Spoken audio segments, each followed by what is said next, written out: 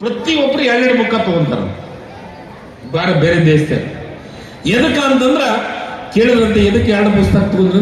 ಒಂದು ನನಗ, ಒಂದು ನನ್ನ ಹೆಂಡತಿಗೆ ಅಂದ್ರ.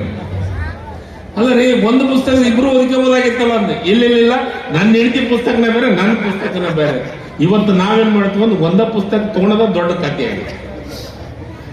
ಒಂದು ಪುಸ್ತಕ ತಗೊಂಡು ಅದ್ರಾಗ ಗಂಡ ಹೆಂಡತಿ ಓದ್ಬಿಟ್ಟೆ ಅಂದ್ರೆ ದೊಡ್ಡ ಇತಿಹಾಸ ಆದಾಗ ಆಗ್ಬಿಡ್ತೈತೆ ಅದು.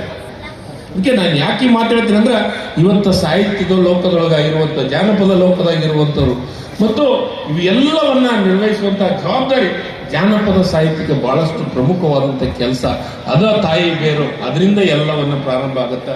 ಅದಕ್ಕೆ ನನಗೆ ಜೀವನ್ ಸಾಬನ್ನ ಅಕಾಡೆಮಿ ಮೆಂಬರ್ ಮಾಡೋದ್ನಾಗ ಬಹಳ ಸಂತೋಷ ಪಟ್ಟಿ. ನಾನು ಯಾಕೆ ಸಂತೋಷ ಪಟ್ಟಿನಿ ಅಂದ್ರೆ, ಇದು ಒಂದು ಇಂಥವ್ರನ್ನೆಲ್ಲ ಗುರುತಿಸುವಂತ ಅವಕಾಶ ನನಗೂ ಸಿಗ್ತಲ್ಲ ಅಂತ. ಇಂತಿಂತ ಎಲ್ಲ ಪುಣ್ಯಾತ್ಮನ ಗುರುತಿಸುವಂತ ಅವಕಾಶ ನನಗೂ ಸಿಗ್ತಲ್ಲ ಅಂತ ನಾನು ಬಹಳ ಖುಷಿ ಪಟ್ಟಂತ ಉದಾಹರಣೆಗಳು ಬಹಳಷ್ಟಿದ್ದಾವೆ. ಅದಕ್ಕೆ ನಮ್ಮ ಜಿಲ್ಲೆಯಲ್ಲಿ ಕನಿಷ್ಠ 8ರಿಂದ 10ಕ್ಕಿಂತ ಹೆಚ್ಚು 16 ನೋಡಿ, ನನಗ ಮಾಡಿದ ನೆನಪಿಲ್ಲ, 14 ಅಕಾಡೆಮಿಯೊಳಗ ಎಲ್ಲ ಅಕಾಡೆಮಿ ಸದಸ್ಯರನ್ನ, ಪ್ರಾಧಿಕಾರದ ಸದಸ್ಯರನ್ನ ಮಾಡುವಂತ ಕೆಲಸ ಮಾಡಿದ್ದೀವಿ. ನಮ್ಮ